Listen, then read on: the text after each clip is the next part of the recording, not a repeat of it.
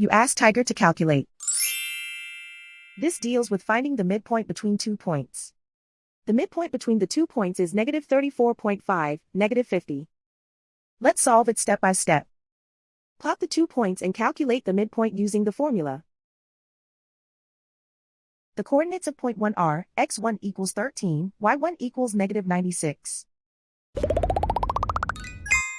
The coordinates of point 2 are, x2 equals negative 82, y2 equals negative 4.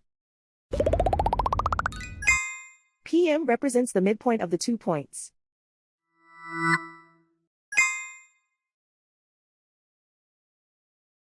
Use the x values in the midpoint formula to find the midpoints x.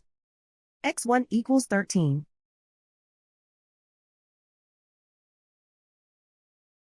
x2 equals negative 82. Simplify the arithmetic.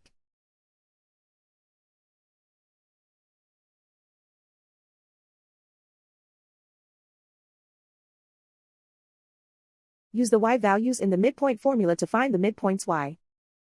y1 equals negative 96. y2 equals negative 4. Simplify the arithmetic.